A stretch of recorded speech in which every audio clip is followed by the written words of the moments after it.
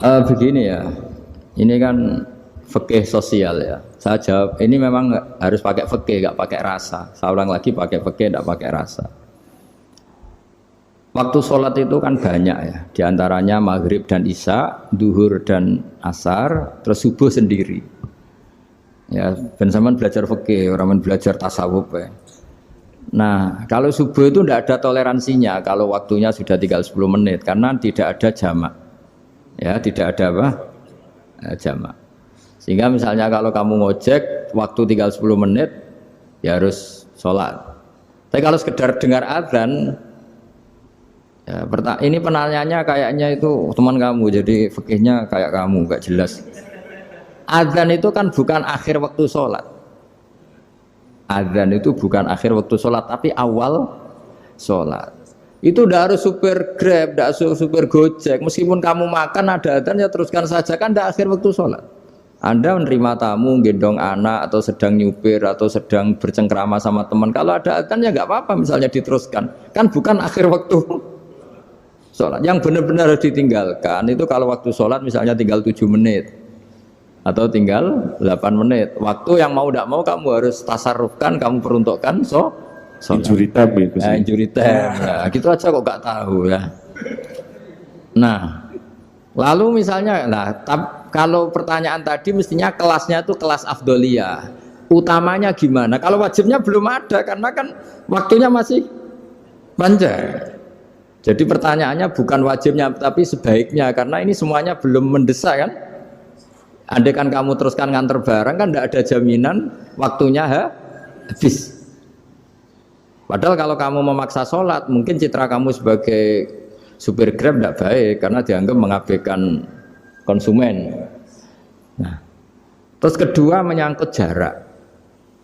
Oke, seperti itu. Nah, sekarang kalau pertanyaannya dibalik, makanya yang dibalik ini agak ribet. Waktu sholat tinggal 8 menit. Ada konsumen yang minta diantarkan saat itu dan acaranya ke mall happy-happy, maka fatwa kita sebagai ahli fikih ya tantang saja, saya mau sholat dulu, kalau nggak sabar ya silakan cari yang lain kalau acaranya ke mall. Tapi kalau acaranya kelahiran atau transfusi darah atau mau nganterin darah ke pasien yang sudah koma, maka kita langsung, karena ibadah sosial itu didahulukan mengalahkan ibadah yang haknya Allah, karena Allah itu zat yang tidak butuh ibadah kalian. Tapi kalau pasien ini kalau nggak nang kesampaian darahnya mati misalnya, jadi kamarnya Allah lebih apian lah gitu. Makanya masyhur kalau dalam fikih hak Allah sama hak adami ini dimenangkan hak adami, tapi bukan karena Allah kita kalahkan. Allah tidak butuh itu semua gitu. Jadi dikalahkan tapi bukan karena kalah, justru karena tidak butuh. Ya ibarat gini lah, Allah itu saking baiknya. Baiknya Allah kan pasti di atas orang tua kita, itu pasti ulang lagi. Baiknya Allah pasti di atas orang tua kita. Orang tua kita saja baik, apalagi Allah. Misalnya orang tua kamu butuh uang 5.000. Adik kamu butuh uang 5.000. Adik kamu yang kecil atau ya. Kira-kira orang tua kamu itu nyuruh dikasihkan beliau apa ke adik kamu? Kira-kira saja. Ke adik kamu.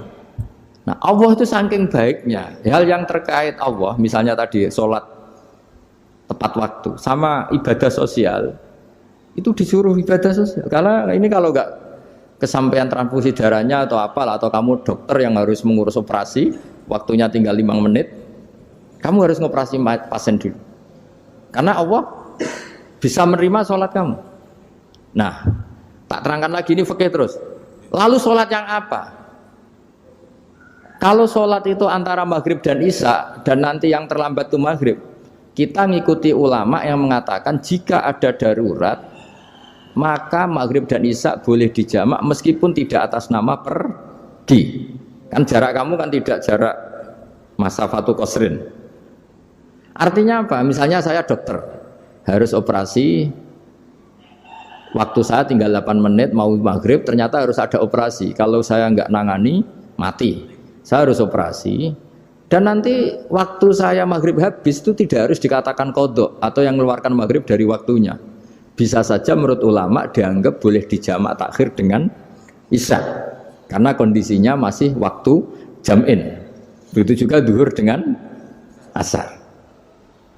Tapi kalau waktunya itu asar, tinggal 8 menit, kemudian harus ada operasi. Ya kita operasi, waktu asar kita mundur sampai maghrib, namanya kodok yang dimaafkan Allah. Ya namanya tetap kodok, karena asar nggak bisa dijamak dengan maghrib. Jadi ini fikih ya, jadi jawabnya harus jelimet. Jadi saya ulang lagi ya, tadi kan pertanyaannya dengar adzan. Kalau adzan kan waktunya masih panjang, apalagi misalnya maghrib kan waktunya kan taruh saja ada waktu seperempat jam. Ternyata andekan kamu antar hanya butuh waktu 7 menit, kan nggak ngefek sama sekali. Saya nyanda. Nyanda ya gitu.